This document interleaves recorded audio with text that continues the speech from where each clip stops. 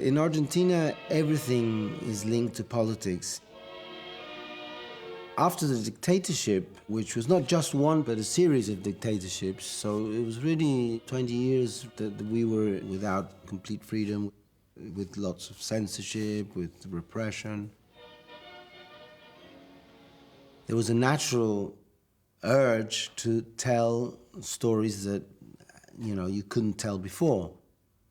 Of course, the most internationally well-known film of that period of the 80s is The Official Story by Luis Puenzo, which very emblematically tells the story of this history teacher, that was Norma Aleandro, who is absolutely ignorant of everything that is going on, and that maybe her own adopted daughter was actually kidnapped by her military husband from supposed subversives. This, I think, struck a nerve with a lot of people, because a lot of people felt that they didn't know what was going on. The cinema that came after that dictatorship was, in retrospect, a kind of lecturing cinema. Everything had to convey a message. Every character had some kind of symbolic intent behind it. And I think the generation that came with Lucrecia Martel, people like Pablo Trapero, Adrián Caetano, Martín Rechman, these people were really deliberately going against the cinema that had come before. Politics in cinema is not just what you say about society, it's also what you say about your own art. So if something, everybody's doing the same thing, somebody like Lucrecia Martel is going to become suspicious. There's something false about this consensus. We're all against the dictatorship now, and we're all going to tell these same stories. And I think, in a way, Lucrecia Martel's films are informed by the experience of dictatorship and the long-term effects of silence and repression. All of this is present in the cinema of Lucrecia Martel, as it is in other filmmakers from the new Argentine cinema. But I think in a different way, maybe more as undercurrents, more as a kind of implied context than on-the-nose messages, lecturing.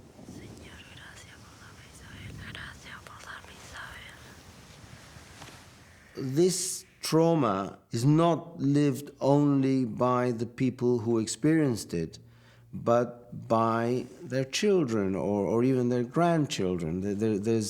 There's something that is, like drips down from the experience of previous generations and affects you, sometimes without you being completely aware of this. There's something in the cinema of Lucrecia that has to do with still processing what has been happening in Argentina, because her own parents lived through the military dictatorship. They weren't perhaps direct victims in the sense of being kidnapped or killed, and they weren't kidnapping people themselves, but maybe they were in some way complicit. Maybe they were in some way victims.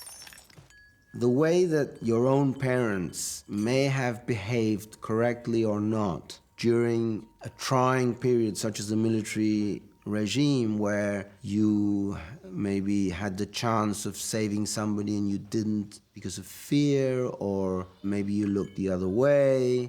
At the same time, you are being a victim of repression, but you are somehow also complicit in allowing that repression to take place and not taking a stand against it. A lot of people, I think, in Argentina are in that situation, and art is always supposed to, in some way, heal the wounds of a society. It might do it by sticking a finger in the wound sometimes, and I think Lucrecia Martel does a little bit of this, and you can just take it as a kind of family story and react to that, the sort of psychodynamics of the family, which were extremely powerful.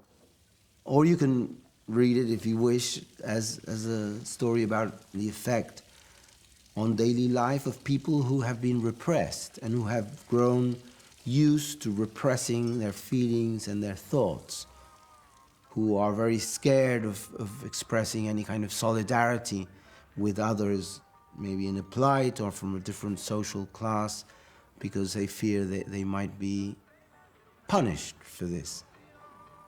A lot of people I know in Salta, her hometown, are offended by her films because they think that she is being judgmental about them.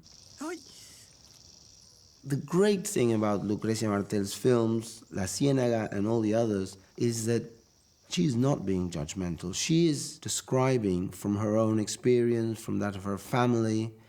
She herself says she once discovered that the tripod where the film camera goes is more or less at the height of a 10-year-old girl, and that in a way she views the world from the standpoint of the 10-year-old girl that she was. ¿Qué pasó? Que cuando les digo hagan caso, ustedes hagan caso. Mirá, pobre Mecha, si le hubiera hecho caso a la madre no se hubiera casado con este hombre. Yo siempre te hago caso. Sí, ya sé. And that standpoint is a standpoint of endless curiosity. What is going on? I don't understand it. I want to understand. Why is my dad doing this? Why is my mom doing that? And at the same time, no morality whatsoever. No judgment.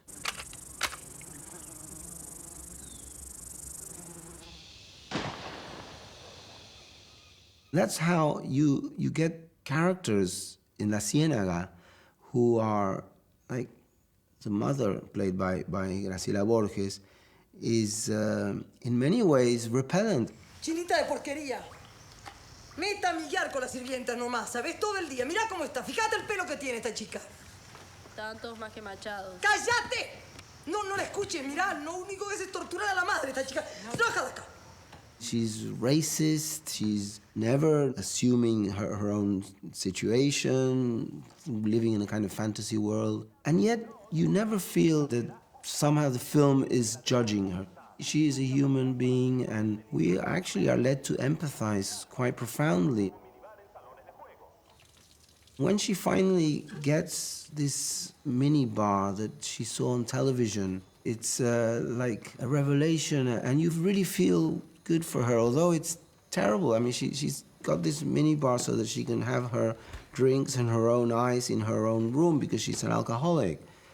And yet it's a moment of epiphany that you somehow feel, you know, you're pleased that she got something. And I think that's something that says a lot about Lucrecia's filmmaking, how she weaves these stories about these characters who seem to be completely decadent state. Everything is lost and there seems to be no hope. And yet they hold on to certain things.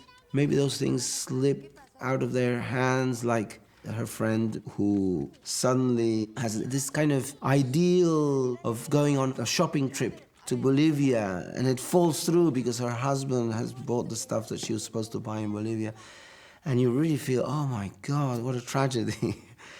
and so she makes you empathize with things that you would never think are really important, and yet within that world, they are important.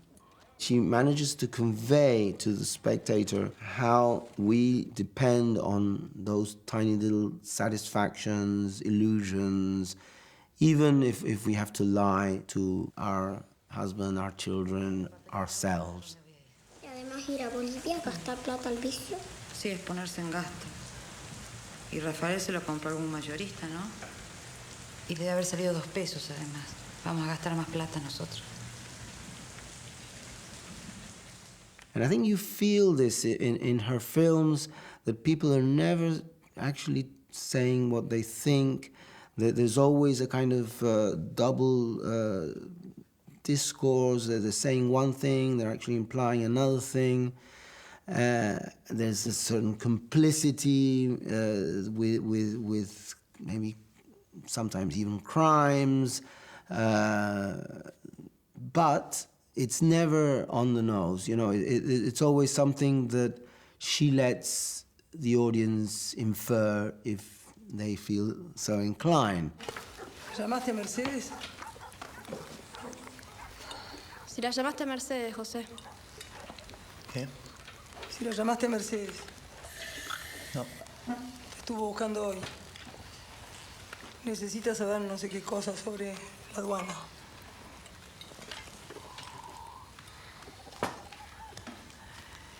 Dice que va a venir unos días. Me imagino que va a vivir acá. Yo voy a dormir hasta que se vaya, no la soporto a la mina esa. Sí, es insoportable, pero vende el pimiento, cosa que ninguno acá hace. And I think in Lucrecia Martel's cinema, you always feel this we're describing in apparently very realistic and detailed terms daily life of these characters who are not exceptional, apparently, and yet there seems to be a threat all the time. Sometimes it's just expressed in a constant thunder. There seems to be a storm that's going to come any moment.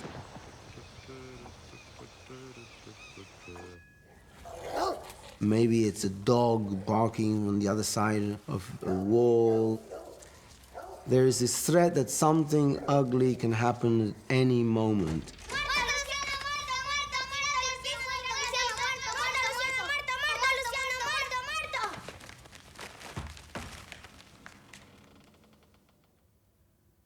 I think something that distinguishes new Argentine cinema from old Argentine cinema is a kind of documentary approach in terms of escaping from the theatrical aura of the previous cinema. They were all intent on not being preachy, on reproducing the way people actually spoke, whereas previous cinema was a little theatrical. It had a kind of standard speech, which was the standard speech of Buenos Aires theater.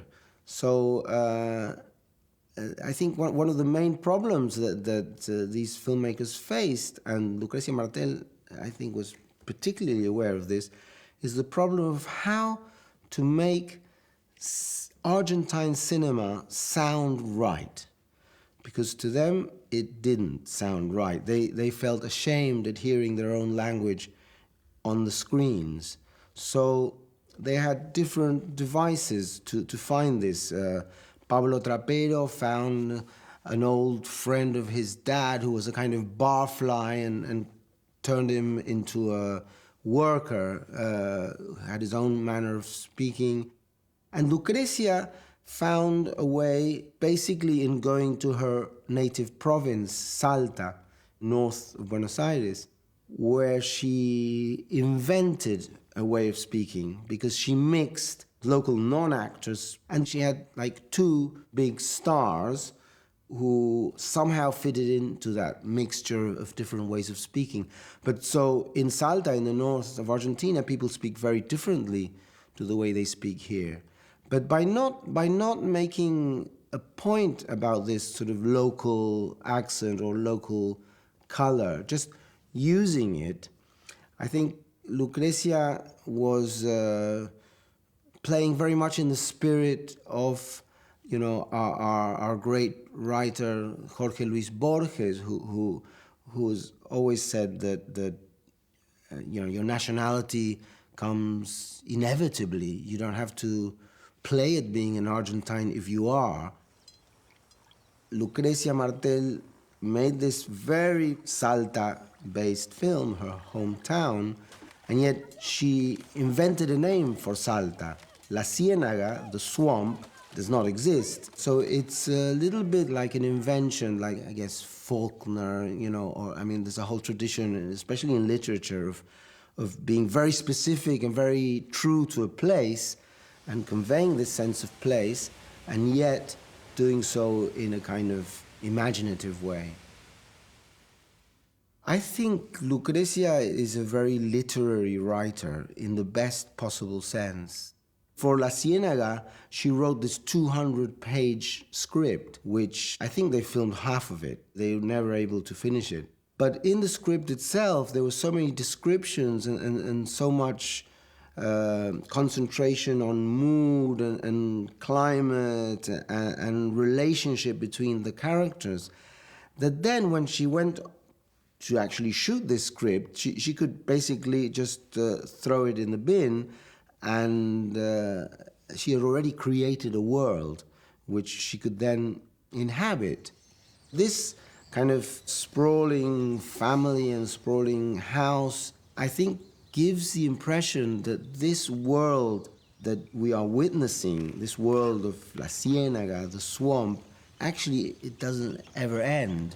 And I think this is something that maybe she learned from literature, where there's always the detail speaks of a wider thing, and you never think of the scenes in La Cienaga as scenes.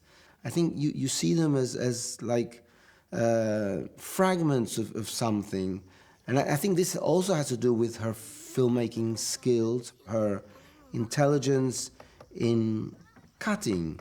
It's like she creates these scenes which seem almost like from a home movie, almost documentary, and then she cuts before you expect the scene to end, and you're into something else. And so again, it's the feeling of a whole complex world that you've been sort of thrown into and are somehow privy to. Even this quality of sound, this oral language that we find in Lucrezia's films, it's not just in the dialogues. I think it's in the whole structure of the film. And this is something that she herself has talked about.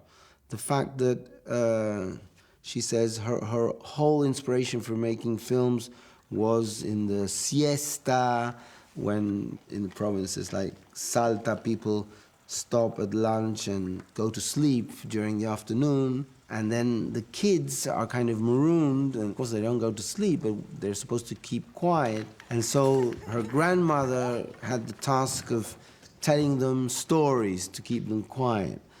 And she says that these stories and the way that her grandmother would tell these stories are at the heart of her filmmaking. Mire, doctor, yo no sé qué hacer con este perrito porque parece que se me ha comido todos los gatos. A ver, señora, apóyelo en la camilla. El veterinario se da vuelta, agarra un hacha que tenía colgada en la pared y lo parte al perro al medio. La señora se acerca y ve que tiene una cantidad increíble de dientes, como 2 filas de dientes. El veterinario le dice: no es un perro, señora, es una rata africana. And so she developed a whole way of thinking cinema through sound. She sees film as a way of composing music in a way, including images and things we weren't used to hearing. You hear the sound, the flickering of a light, the rusty springs on a bed. This is part of her filmmaking, I think. So it's not just, I'm going against the cinéma de papa or the previous generation's way of filmmaking. I think there's an exploration of orality, the way people actually speak and relate to each other when they speak, that she replicates in her filmmaking. I think Lucrezia is quite aware of film history, and she's particularly interested in Argentine film history. And she, I think, deliberately establishes a connection with one of the great filmmakers of the old new Argentine cinema of the 60s, which is Leopoldo Torre Nilsson. He was like the star of this new Argentine cinema. And then he was sort of forgotten and considered a thing of the past, partly because in the 70s there came a wave of more politicized filmmaking, which considered Torre Nilsson like a bourgeois filmmaker who was not political. A lot of his films were concentrated on portraying upper-class families in a very decadent state. So in that sense, you can start to feel a connection to Lucrecia Martel, who family being portrayed in La Cienaga is a kind of upper middle class family that has known better times. And I think in Leopoldo Torre Nilsson's films like La Casa del Ángel, for instance, it's clearly a similar sort of world. And there's an even more direct connection is in La Cienaga, which is peopled by non-actors and a lot of people she knew from Salta who were in the film. And there is one huge star, which is Graciela Borges.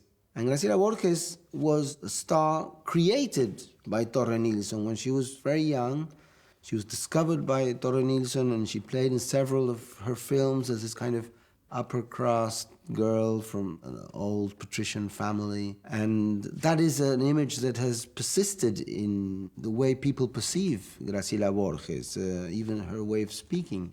And I think in this film, she represents a little bit of that. In an Argentine context, it transcends Salta society. But I think it stands maybe for a whole kind of Argentine society that has disappeared and is hanging on to former glories and can't assume the reality that, now we can't have any more servants and we are basically alcoholics and we don't have a job, we don't have any kind of income and everything is running down. Mira, andate, anda. Ya te voy a mandar a llamar para darte lo que se te debe, anda. Qué bien, ¿eh? Es increíble. And I think this is, if you maybe stretch it a little bit, it's a kind of metaphor of the way Lucrecia Martel sees Argentina itself, who had this, Argentina had this glorious economic past. It used to be, in the beginning of the 20th century, one of the richest countries in the world, and ended up in this situation where we're now just one more third world country. I think that even all of that is in La Cienaga. It was a very important film for the future because it showed the way, that you could make films in a different way, not just in terms of subject matter, but in terms of how you organize a story, how something that doesn't look like a story actually can have a dramatic undercurrent.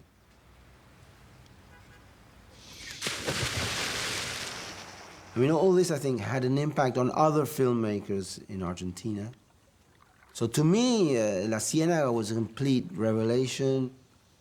She made something new.